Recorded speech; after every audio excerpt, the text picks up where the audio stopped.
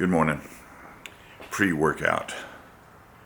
I just spent, last night after the show, I spent 3 hours recovering video clips. So, word to the wise, don't delete your video clips prior to putting your video together. Let's get on with it, shall we?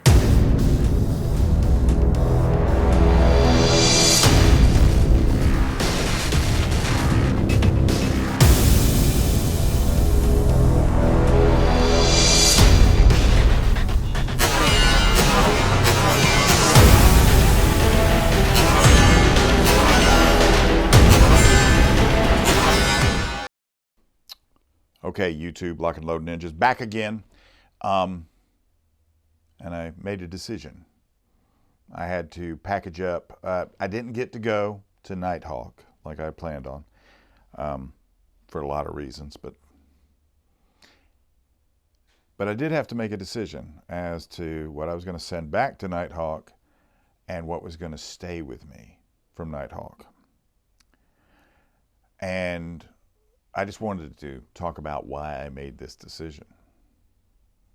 But I'm not going to play the game of you guys trying to guess.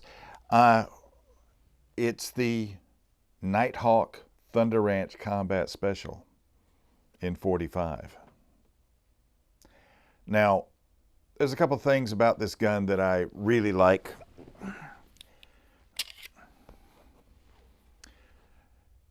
I like the fact, I like the reasoning behind this gun. This is a gun that when Clint Smith was talking about what he needed to have in a pistol, he was looking for a pistol that he could maintain without tools. He was looking for a pistol that was not relying on anything except having ammunition. He's looking for a pistol that would have the right fit and barrel fit to the bushing to where it would be very accurate. And he was looking for a pistol that, you know, was a single stack 1911, which Clint Smith will tell you that he likes old things. He trains regularly with M1 Garand, for example. He does long range shooting, things that Marines do. Well, I don't know what the Marines do nowadays, but the old time Marines, and he likes that. Now, the Thunder Ranch Combat Special, what attracts me for this is the lack of high tech. I don't know where this is coming from, to be honest with you, because I like high tech guns. I do. I like high-tech guns a lot. And, you know, before I had these three sent to me, my thought process was if I ever had half a chance to buy a NightHawk Custom Agent 2, that would be what I bought. But it isn't what I'm going to end up buying. It's going to be this. Now, I carried, even after they fielded the M9, as they call it, the Beretta, for some reason I still kept getting issued these. And that's because when they actually field them, they don't really make it. It's a slow process. And I was in a mechanized infantry unit in Europe for most of my time in the military. And then later on, I was in a military intelligence unit. And so my sidearm, because I was a 60 gunner for most of my time, until I made E5, was this, or a 1911. This is the 1911 I wish I had had. And what the result of the gun, the collaboration between Clint Smith, I mean, when you look at it, there's nothing fancy about it. The controls are not oversized. The trigger's not skeletonized. It's a very nice trigger. And it has that NightHawk Custom hallmark about it where it's very short reset and everything else. But it's not like a competition trigger. The sights are proprietary to, or they seem to be proprietary to Nighthawk nowadays. The Heine custom sights, front and back.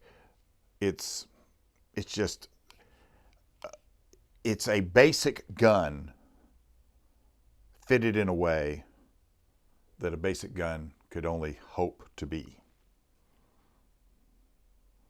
Before I made the decision, though, I did take it out on the range one more time just to sort of cement that down. Let's go look at that.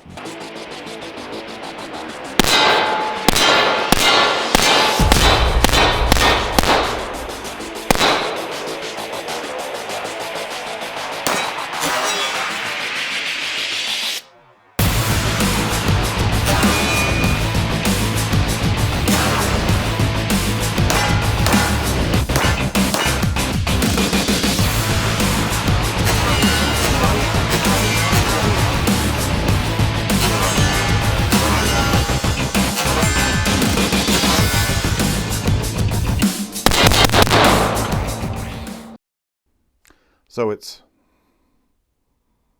easy to shoot. Typically when I started this radio show, Lock and Load, back in 2012, the first big tactical guy that I got on there was James Yeager, and at that time he of course shot 9mm.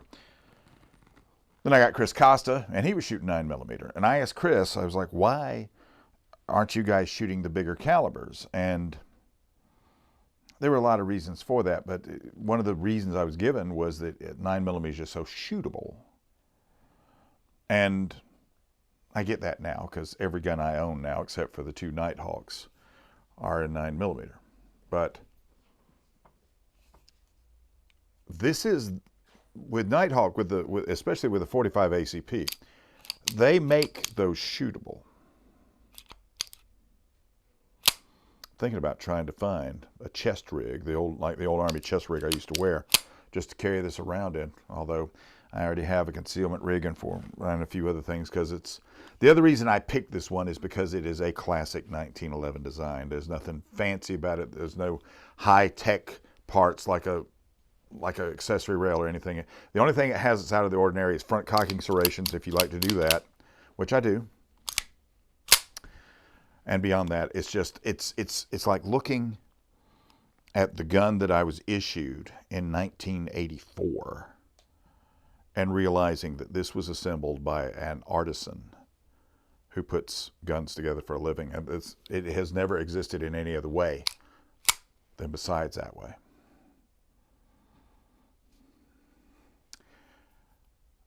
I'm going to have Clint Smith come on the show to talk about this gun very shortly, so I'll let you guys know about that.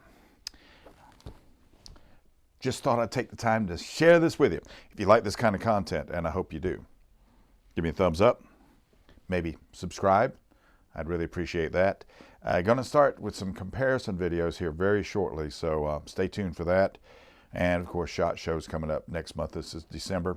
If you don't watch another video of mine, allow me to be politically incorrect and say Merry Christmas to you right now. So